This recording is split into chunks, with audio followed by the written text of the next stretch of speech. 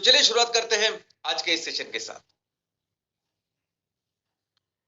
दोस्तों, दुनिया में ये जो अमीर देश गरीब देश है, जो डेवलप्ड इकोनॉमी डेवलपिंग इकोनॉमी है, या अमीरी और गरीबी है, इनके बीच में अभी जो इतना बड़ा जो फासला है, इसका एक प्रमुख कारण है ये औद्योगिक क्रांति, इंडस्ट्रियल रेवोल्यूशन। इंडस्ट्रियल रेवोल्यूशन दुनिया में 1760 से लेकर 1840 इस दौरान हुआ, इस पीरियड में हुआ। और इस पीरियड में क्या हुआ, तो इस पीरियड में बहुत बड़ी बड़ी इंडस्ट्रीज, बहुत बड़े बड़े कारखाने इसकी शुरुआत हुई। जो काम पहले हाथों से होता था, या हमारे जो पालतू जानवर थे उनके साथ जो होता था, वो बहुत बड़े बड़े काम बहुत बड़ी बड़ी मशीनरी के साथ होने लगा। और दोस्तों, इस चीज की शुरुआत, इस इंडस्ट्रियल रेवोल्यूशन की शुरुआत हुई एक खोज से। एक खोज जो की थी जेम्स वाट इन संशोधक ने। इन्होंने पूरी दुनिया को बताया कि पानी के भाप में कितनी ताकत हो सकती है।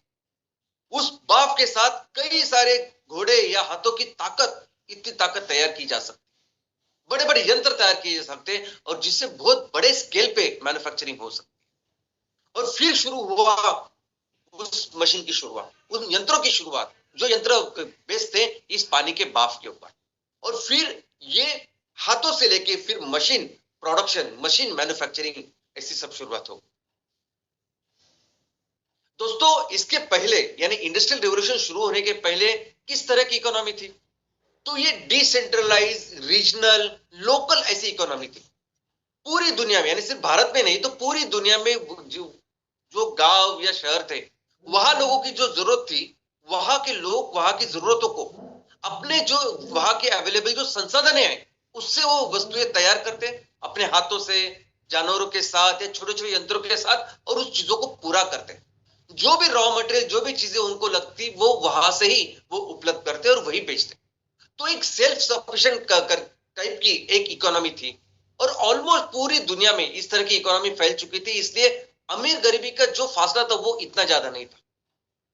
लेकिन इस इंडस्ट्रियल रेवोल्यूशन के बाद क्या हुआ, तो इंडस्ट्रियल रेवोल्यूशन के बाद ये जो मैन्युफैक्चरिंग है ये एक जगह कॉन्सेंट्रेट हो गई, इंडस्ट्रियल सेंटर्स की शुरुआत हो गई। और सिर्फ कुछ अपने रीजन के लिए, पूरी दुनिया के लिए ये इंडस्ट्रियल सेंटर्स की शुरुआत हो गई। इंडस्ट्रियल रेवोल्यूशन की शुरुआत ये ग्रेट ब्रिटेन से हुई। ये जो बाफ के इंजन की खोज हुई वो स्कॉटलैंड में हुई, जो ग्रेट ब्रिटेन का एक भाग है। और वहां से फिर ब्रिटेन में ये पहली बड़ी बड़ी मशीनरी या पहली बड़ी फैक्ट्री की शुरुआत हुई। ये सब काम पहली बार जब शुरू हुआ, वो शुरू हुआ टेक्सटाइल इंडस्ट्री में, वस्त्र उद्योग में। तब तक वस्त्र हाथ से बनाए जाते थे, लेकिन उसके बाद ब्रिटेन में बहुत बड़ी बड़ी फैक्ट्रियों में ये वस्त्र बनने लगे। और बाद में ये जो रिवोल्यूशन है वो यूरोप में और आगे जाके अमेरिका में गया। और ये वस्त्र उद्योग से लेके फिर आयरन एंड स्टील इंडस्ट्री और बाकी की इंडस्ट्री में गया। दोस्तों, जैसे ये इंडस्ट्रियल रिवोल्यूशन शुरुआत हुई, जैसे ही ये अलग बड़े बड़े कारखानों की दुनिया शुरुआत हुई, उसी टाइम से शुरुआत हुई फोसाइल फ्यूल का रोल। दोस्तों, फोसाइल फ्यूल यानी जीवाश्म ईंधन मनुष्य को पहले से पता था। ये कोयला, क्रूड ऑयल पहले से पता था, लेकिन उसका इतना उपयोग मनुष्य ने कभी किया नहीं। जो रीजनल डिसेंट्रलाइज जो इकोनॉमी थी, वहां जो जरूरत होती थी ईंधन और ऊर्जा की, वहां लोकली अवेलेबल अक्षय ऊर्जा या बायोमास या बायोफ्यूल से हम लोग उसका इस्तेमाल करते थे। लेकिन जब बड़े बड़े मशीन, बड़े बड़े कारखाने तैयार हुए, तो इस बड़े बड़े कारखानों के लिए जो इतनी बड़े स्केल पे जब ईंधन और ऊर्जा की जरूरत लगी, तब इस फोसिल फ्यूल का रोल बहुत बड़ा। और जब से इंडस्ट्रियल रेवोल्यूशन की शुरुआत हुई है, जब से फोसिल फ्यूल की शुरुआत हुई है, तब से लेके आज तक सबसे ज्यादा इस्तेमाल अगर मनुष्य ने किसी फोसिल फ्यूल का किया है तो वो है कोयला, बहुत ज्यादा। इनफैक्ट आज की तारीख में ये जो ग्लोबल वार्मिंग है, ग्लोबल वार्मिंग हो रही है जिस ग्रीन हाउस गैसेस से, जिस गैस के कारण, प्रमुख गैस के कारण आज ही टेम्परेचर बढ़ रहा है, वो प्रमुख गैस है carbon dioxide. 80% carbon dioxide responsible है ये ग्लोबल वार्मिंग के लिए। और ये जो कार्बन डाइऑक्साइड अभी वातावरण में है, मैक्सिमम कार्बन डाइऑक्साइड जिसके कारण पैदा हुआ है वो है कोयला। तो दोस्तों, सबसे पहले कोयले की जरूरत, कोयले का उपयोग ये पानी की भाप करने के लिए गया। तो बड़े बड़े यंत्रों में, बड़े बड़े मशीनरी में पानी की भाप बनाने के लिए कोयले का इस्तेमाल हुआ। उसके बाद इस भाप से बिजली बनने लगी। इस बिजली की वजह से फिर गांव में, शहरों में रोशनी की शुरुआत हुई। इस कोयले के ऊपर ट्रांसपोर्टेशन, इस बिजली के ऊपर ट्रांसपोर्टेशन शुरू हुआ। इनफैक्ट आपको सुन के आश्चर्य होगा, लेकिन दुनिया की पहली जो 4 व्हीलर कार है वो बिजली के ऊपर चल रही थी। उसके बाद ट्राम है, या जो रेलवे थी वहां भी जो कोल बेस्ड ऐसी रेलवे की शुरुआत हो गई।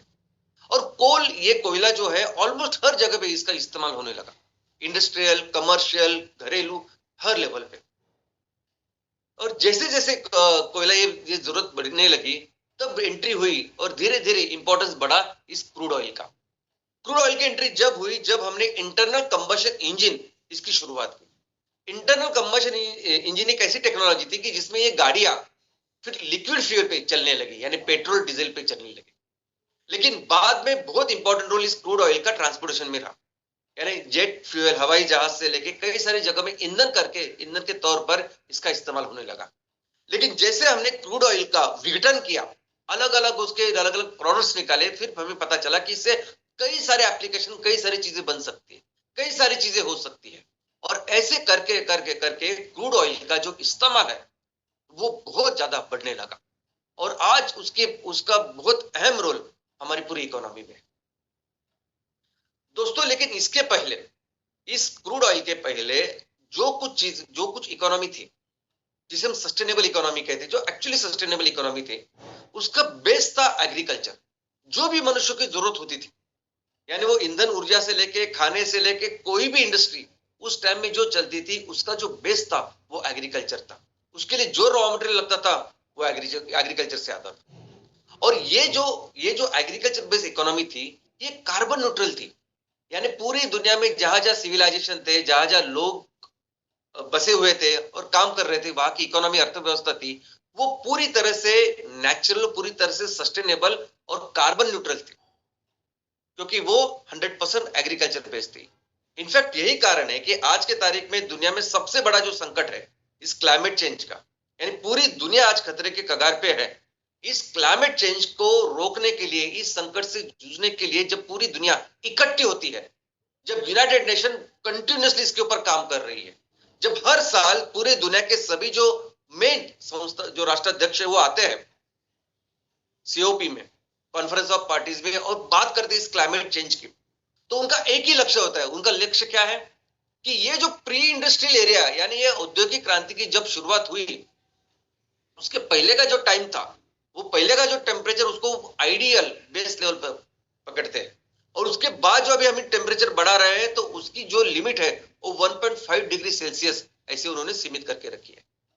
तो सीओपी में जो भी एग्रीमेंट अभी तक साइन हुए हैं, क्योटो प्रोटोकॉल हो, पेरिस एग्रीमेंट हो, हर चीज में जो बेस है, जो टारगेट है, जो लक्ष्य है, वो यही है कि प्री इंडस्ट्रियल एरिया में जैसी इकोनॉमी थी, जिस तरह का माहौल था, जिस तरह का टेम्परेचर था, बस उसी को प्राप्त करना। और ये सभी चीज, यानी ये सभी सस्टेनेबल चीजें की जो शुरुआत है वो बेसिकली एग्रीकल्चर से होती है। हर तरह का जो रॉ मटेरियल है वो एग्रीकल्चर से हम लोग ले सकते हैं। इसके एग्रीकल्चर के बेस पे वो सेक्टर, वो चीजें, वो जरूरतें पूरी की जा सकती है। लेकिन दोस्तों, आज सबसे बड़ा प्रॉब्लम क्या है? यानी प्रॉब्लम ये नहीं कि हमने टेक्नोलॉजी की शुरुआत की, टेक्नोलॉजी, बड़े बड़े यंत्र बनाए, वो प्रॉब्लम नहीं है। प्रॉब्लम ये है कि हमने ईंधन और ऊर्जा के तौर पर किसको चुना। और ईंधन और ऊर्जा ही नहीं है, आज इस क्रूड ऑयल की मैं आपको बात बताता हूं कि क्रूड ऑयल सिर्फ ईंधन और ऊर्जा की जरूरत या ईंधन और ऊर्जा देने वाला एक चीज ऐसी नहीं रही। आज की तारीख में कितनी सारी इंडस्ट्रीज, मैं तो समझता हूं कि ऑलमोस्ट हर इंडस्ट्री डायरेक्टली इनडायरेक्टली आज डिपेंडेंट है इस क्रूड ऑयल के ऊपर, और वो सबसे बड़ा प्रॉब्लम है दोस्तों। आज आप देख सकते हैं कि और कितनी सारी इंडस्ट्रीज डायरेक्टली डिपेंडेंट है क्रूड ऑयल के ऊपर। सिर्फ प्लास्टिक और रबर नहीं, ये जो कपड़े हम लोग पहनते हैं, 80% जो कपड़े हैं वो इस क्रूड ऑयल से आ रहे। वो हर तरह का केमिकल, यानी जो किचन में हम केमिकल इस्तेमाल करते हैं, जो वॉशरूम में, बाथरूम में, वो फर्श के लिए, कॉस्मेटिक्स, हर तरह का केमिकल आज आ रहा है इस क्रूड ऑयल से। ये पेंट्स, एडेसिव्स, हर चीज जो आज बन रही है क्रूड ऑयल से। यानी इतने सारे सेक्टर है डिपेंडेंट इस क्रूड ऑयल के ऊपर। लेकिन कुछ चीजें ऐसे हैं, कुछ सेक्टर ऐसे जो जो बिल्कुल नहीं होने चाहिए, लेकिन अनफॉर्चुनेटली वो भी डिपेंडेंट है आज की तारीख पे इस क्रूड ऑयल के ऊपर। और वो क्षेत्र है ये खाने का, अनाज का, ये जीवन सत्व मूल द्रव्य का, ये पोषक द्रव्य, आइडियली ये सभी जो पोषक द्रव्य है ना, ये जीवन सत्व और मूल द्रव्य कहां से आने चाहिए? तो हमारी कुदरत की, हमारी धरती माँ की एक व्यवस्था है कि जिसमें इस मिट्टी में असंख्य ऐसे सूक्ष्म जीव है जो कंटिन्यूस विघटन का काम करते हैं, कंटिन्यूस रिसाइकलिंग का काम करते हैं, और जो हमें जो पोषक तत्व चाहिए वो हमें दिलाने का काम करते हैं। और उन जीवों की वजह से ही उस मिट्टी में जान होती है, पोषकता होती है। और हम क्या कर रहे हैं, ये काम को ये जो पोषक तत्व इस फसल के वक्त जो देने होते हैं, या जो खाद देनी होती है, फर्टिलाइजर देना होता है, वो हम इस केमिकल से, इस पेट्रोलियम ऑयल से तैयार करके जमीन में दे रहे हैं। और इसकी वजह से वो जो जान है, वो जो पोषकता जिससे बनती है मिट्टी की, उसको पूरी तरह से खत्म कर रहे हैं। और वो पोषक नेचुरल जो नैसर्गिक पोषक तत्व होने चाहिए वो नहीं मिल रहे। और ज्यादा से ज्यादा फसल हो, इसलिए हम लोग क्या कर, और ज्यादा केमिकल्स और ज्यादा ये फर्टिलाइजर इसमें डाल रहे हैं, जो क्रूड ऑयल से आ रही है। और इसकी वजह से आज की ये परिस्थिति है कि 75% से भी ज्यादा जो एग्रीकल्चर लैंड है ना, वो डिग्रेडेड हो चुकी है। और जो फसल आज आ रही है ना, उस फसल में बिल्कुल वो सेहत नहीं है, वो पोषक तत्व तो ही नहीं जो पहले हुआ करते थे। हमें भी जो पोषक तत्व चाहिए, जो जो डायरेक्टली लेते हैं, वो भी इस क्रूड ऑयल से आ रहे हैं। और जो फसल हम उगा रहे हैं इस क्रूड ऑयल के फर्टिलाइजर के कारण, वो पोषक तत्व शरीर को नहीं चाहिए, और शरीर इसके अगेंस्ट बगावत करती है। और उस बगावत का नाम है कैंसर। दोस्तों, कैंसर यानी क्या? कैंसर यानी हमारे बदन में जो पेशी है, वो पेशी जो चीज नहीं चाहिए उसके खिलाफ काम करती है, एक्शन करती है। कैंसर यानी अनियंत्रित ग्रोथ, अनकंट्रोल ग्रोथ। और वो तभी होता है जब नहीं चाहिए सब पोषक तत्व, नहीं चाहिए केमिकल्स शरीर को, बदन को। और इसलिए आप देखोगे कि आज की तारीख में पूरी दुनिया में सबसे ज्यादा लोग जिससे आज मर रहे हैं वो कैंसर है। कई सारे ऐसे देश है कि जिस देश में नंबर 1 किलर हेल्थ प्रॉब्लम कुछ है तो वो कैंसर है। और इसी की वजह से हमारी जो इम्यूनिटी है वो भी कम होती जा रही है ना। आप देखोगे कि पिछले 20 सालों में, 20-30 सालों में जो सबसे ज्यादा जो बीमारी आ रही है वो वायरल है। वो वायरस है जो हजारों सालों से हमारे साथ है, लेकिन अभी तक कभी बीमारी नहीं। लेकिन आज उसके कारण कई सारी बीमारियां हो रही है और उसके कोई इलाज नहीं है। ना कैंसर का इलाज है, ना इसका इलाज। आपको वो सेहत आराम ही करना पड़ता है, उसके बाद अपने आप वो 8 दिन में चला जाता है। एलर्जिक्स चीजें बढ़ रही है। और जो कंपनियां, जो देश इस क्रूड ऑयल के बिजनेस आज की तारीख में कर रहे हैं, वो दुनिया में सबसे अमीर देश। अभी देखिए नहीं, दुबई, यूएई, सऊदी अरेबिया, यहां आप जाओगे तो आपको पानी नहीं मिलेगा, कोई ऐसे नेचुरल संसाधन, नैसर्गिक संसाधन आपको दिखेगी नहीं, क्योंकि इतने अमीर है।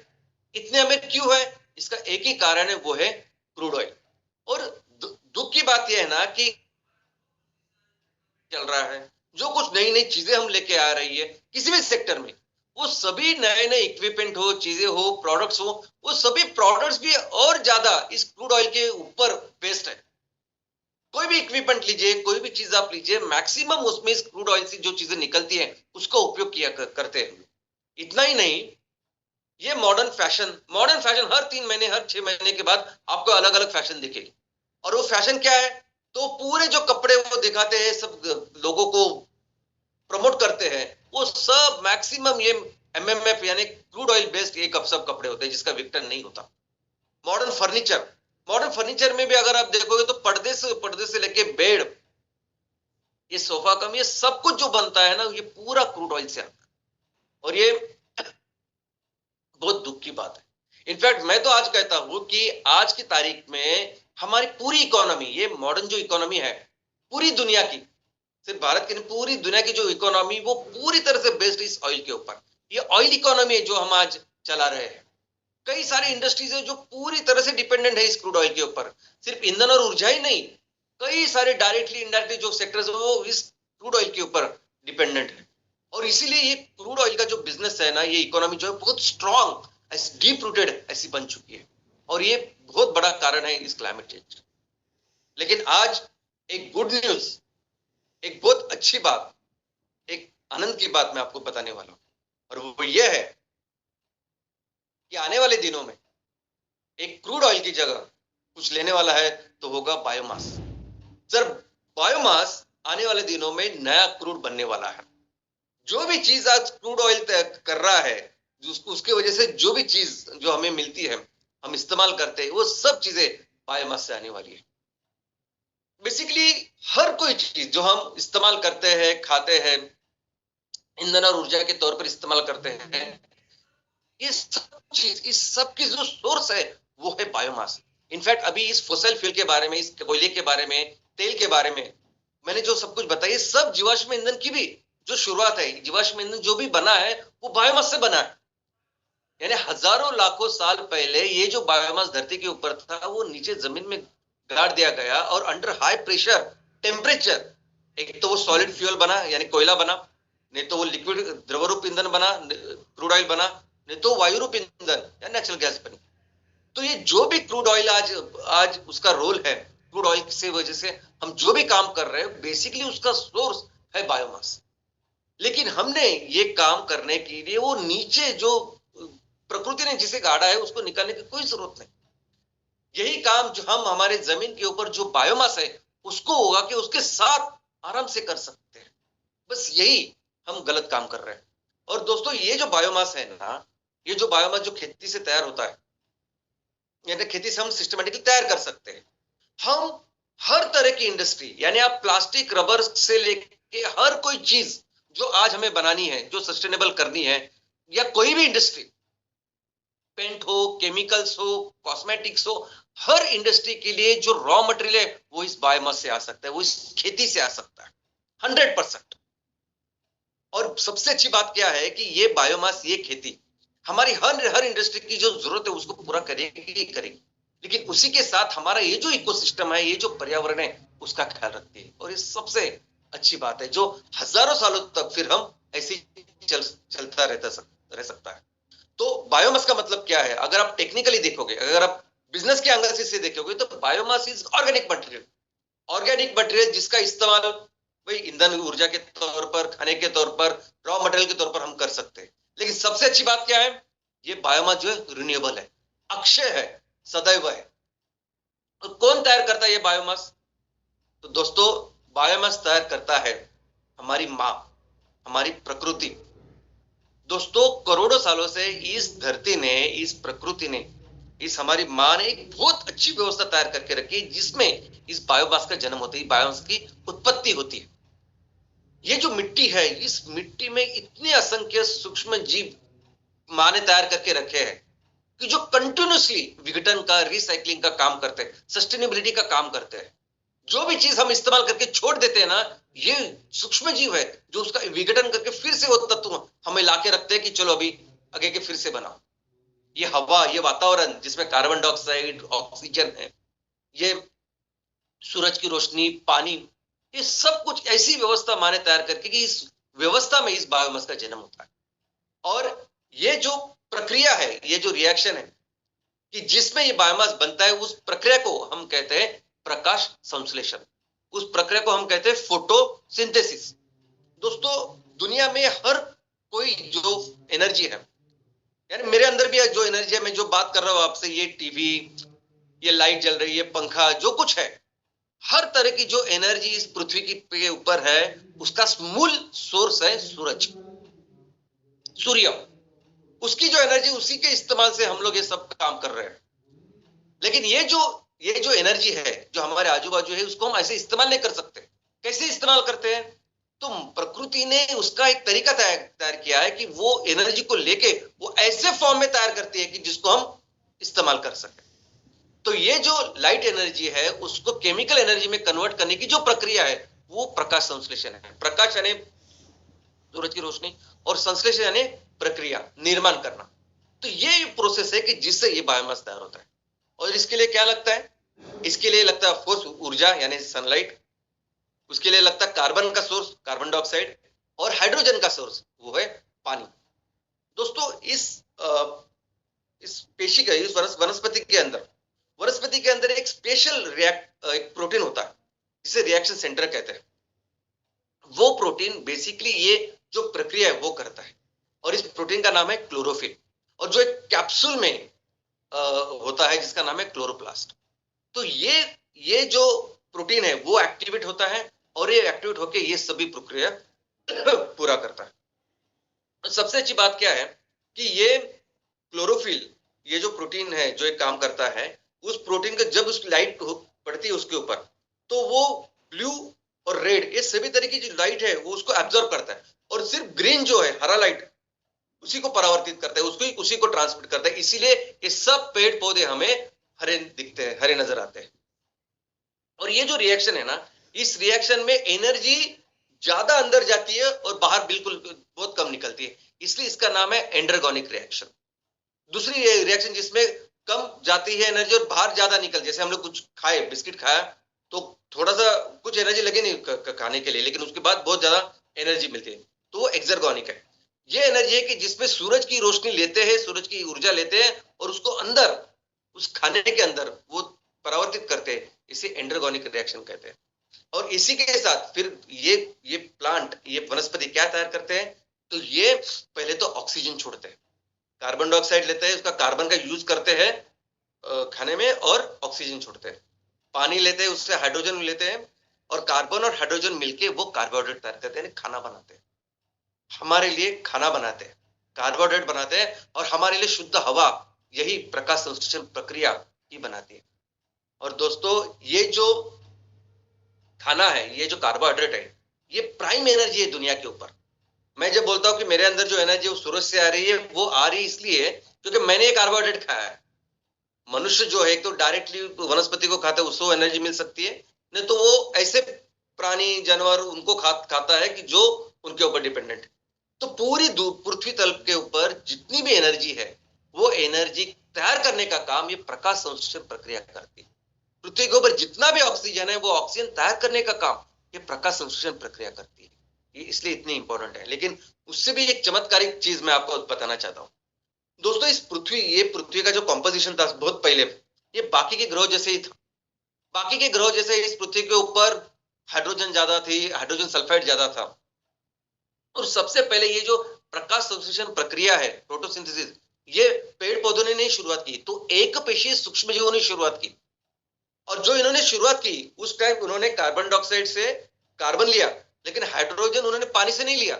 तो ये जो पूरा वायुमंडल था, ये जो हाइड्रोजन और हाइड्रोजन सल्फाइड, ये जो गैसेस थे, उससे वो हाइड्रोजन लिया, वो लिया और ऑक्सीजन छोड़ा, ऑक्सीजन छोड़ा, ऑक्सीजन छोड़ा।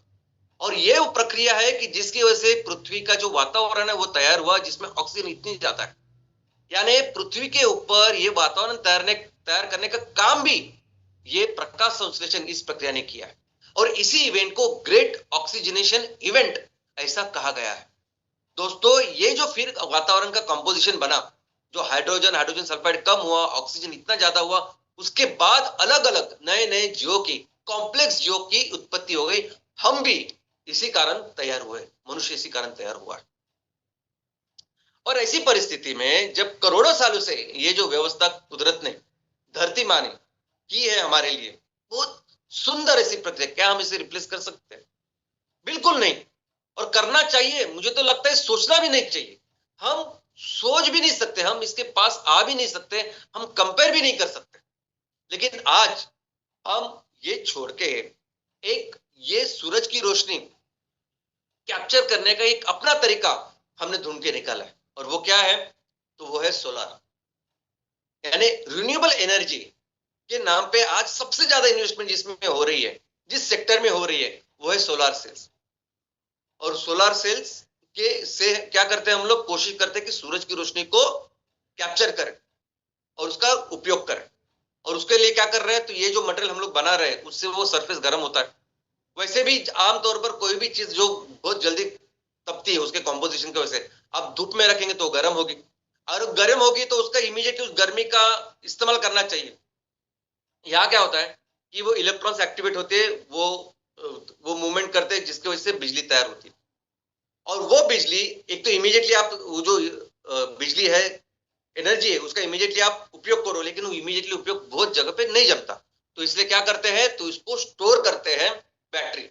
तो सबसे इंपॉर्टेंट चीज जो लगती है, जो रिन्यूएबल में आज की तारीख में, यानी सोलर सेल से लेके वो पैनल से लेके ज्यादा इंपॉर्टेंट जो है वो है बैटरी। क्योंकि आप गर्म करोगे, आप वो बिजली तैयार करोगे, लेकिन अगर स्टोर नहीं करोगे तो उसका कुछ फायदा नहीं। और इसीलिए आप देखोगे तो पूरी दुनिया में जितने भी लोग आज इसके ऊपर काम कर रहे हैं, सब लोग कोशिश कर रहे हैं कि वो क्रिटिकल एलिमेंट, यानी वो मूलद्रव्य जिससे ये बैटरी बनती है, बस उसके ऊपर कंट्रोल करें। इनफैक्ट बैटरी मैन्युफैक्चरिंग ये पूरी रिन्यूएबल इंडस्ट्री में सबसे अहम, सबसे इंपॉर्टेंट ऐसी चीज बन चुकी है। आप ये इलेक्ट्रिक व्हीकल्स भी अगर देखोगे तो क्या है, आई मीन ये पूरी बैटरी से बने हुए व्हीकल्स है ना। जैसे बच्चों के खिलौने के हमारे व्हीकल्स होते हैं, छोटी छोटी जो गाड़ियां होती है और इसके ऊपर बैटरी होती है, बस वैसे ही आप चार्ज करो और गाड़ी चलाओ। अभी ये चार्ज करने वाली जो बिजली कहाँ से आ रही है, ये बिजली कोयले से आ रही है, ये बिजली सोलर से आ रही है, ये अलग बात है, इसके आगे कार हो। लेकिन वो कार हो, बसेस हो, वो सिर्फ बनती है सिर्फ और सिर्फ इस बैटरी की वजह से। और इसलिए पूरी दुनिया का ये मानना है कि अभी तो ये क्रिटिकल एलिमेंट जो है ना, ये मूलद्रव्य, ये लिथियम, ये कोबाल्ट, जिससे वो बैटरी बनती है, ये सबसे ज्यादा इंपॉर्टेंट है, ये नया क्रूड है, ऐसे अभी दुनिया का मानना है, ऐसे अभी इंडस्ट्री का मानना है। दोस्तों, इनफैक्ट हाइड्रोजन फ्यूल सेल की भी अगर हम बात करें तो हाइड्रोजन एक ईंधन है। हाइड्रोजन गैस फॉर्म में, लिक्विड फॉर्म में वो एक ईंधन है, लेकिन उसका इस्तेमाल करने के लिए जो चीज लगती है ना, वो अगेन बैटरी जैसे ही है, जिसे हाइड्रोजन फ्यूल सेल कहते हैं। और उसको बनाने के लिए भी वो क्रिटिकल एलिमेंट लगते हैं, जिसके लिए बहुत बड़े स्केल पे आज की तारीख में इतनी बड़ी माइनिंग और खुदाई हो रही है। इनफैक्ट पूरी दुनिया आज है पीछे इस लिथियम की। जो भी लोग रिन्यूएबल में काम करना चाहते हैं, एक बिजनेस करना चाहते हैं, उनका एक ही फोकस है, लिथियम माइनिंग। कहां से लिथियम मिलेगा? और जो चीज जो माइनिंग से अगर हम लोग मिलते हैं तो कभी वो सस्टेनेबल नहीं हो सकती। क्या आप सोचते हैं कि आगे ये चीज आगे के 100 साल या सैकड़ों साल चलेगी? अभी हजारों साल से ये दुनिया करोड़ों साल से चलती आ रही। अगर हम सिविलाइजेशन की बात करें तो सिविलाइजेशन 10,000 साल पहले चालू हुआ, तो 10,000 साल से हम कर रहे हैं ना काम, इकोनॉमी वगैरह सब कुछ। लेकिन ऐसी चीज जो माइनिंग करेंगे वो कैसे सस्टेनेबल हो सकती है? आज लिथियम माइनिंग हर जगह हो रही है, ऑस्ट्रेलिया में सबसे ज्यादा हो रही है। लेकिन कोबाल्ट कोबाल्ट की माइनिंग की आज की परिस्थिति अगर आप देखोगे, आप बोलेगे मुझे नहीं चाहिए, नहीं चाहिए इलेक्ट्रिक व्हीकल, कुछ नहीं चाहिए। आज ऐसी बहुत ही भयानक परिस्थिति कोबाल्ट माइनिंग की है। अफ्रीका में, कांगो में इस तरह से ये सब एक्चुअल कंडीशन। अगर आप इसके बारे में ज्यादा पढ़ोगे तो आपको पता चलेगा कि ये कोबाल्ट माइनिंग को लेके, इस रिन्यूएबल के को लेके आज दुनिया क्या कर रही है। तो जो भी हम, यानी मनुष्य जो सोचता है कि रिसर्च डेवलपमेंट कर रहा है, टेक्नोलॉजी डेवलप कर रहा है, क्या कर रहे हैं हम, कौन सी दिशा में जा रहे हैं, ये सोचना पड़ेगा ना। जिस आई मीन हम एक तरफ देख रहे हैं कि सूरज की रोशनी चाहिए, सब कुछ चाहिए, उसको कैप्चर करना चाहिए, और कौन कौन सी दिशा में हम जा रहे हैं। इनफैक्ट अभी जो कोयले के बारे में, कोयले की खदानों के बारे में हम बात करते हैं, हम कहते हैं कि कोयले की वजह से, उस खदानों की वजह से कितने बड़े बड़े जंगल आज नष्ट हो रहे हैं। अभी सेम चीज हो रही है लिथियम के कंडीशन में। आज लिथियम जहां मिलता है लोग बस खुदाना चालू करते हैं। आज देखिए पुर्तगाल में, ये आप जो देख रहे हैं चित्र, ये पुर्तगाल का है, और वहां इतने घने जंगल अभी वो शायद तोड़ जाने, नष्ट होने वाले, बिकॉज वहां लिथियम माइनिंग की शुरुआत होने वाली। यही नहीं, अगर हमारे देश की भी बात करें तो हमारे देश में जम्मू एंड कश्मीर में अभी लिथियम का रिजर्व मिला है। तो हो सकता है कि आने वाले दिनों में जम्मू एंड कश्मीर में भी ये सब माइनिंग चालू हो, और हमारे वहां इतना सुंदर जो इकोसिस्टम है, न जाने उसके ऊपर क्या असर होगा। इसी के अलावा इसके साथ और एक चीज है, वो ये है कि जब मनुष्य, जब इंसान, जब ये इकोनॉमी इस फोसिल फ्यूल को लेके एक क्लीन फ्यूल के ऊपर जाना चाहती है, ट्रांजिशन करना चाहती है, यानी एक स्वच्छ ईंधन के ऊपर जाना चाहती है, तब ये जस्ट होना चाहिए। यानी ये जब ट्रांजिशन आप कर रहे हैं, तब आपने कंपलसरी लोगों का ख्याल रखना चाहिए।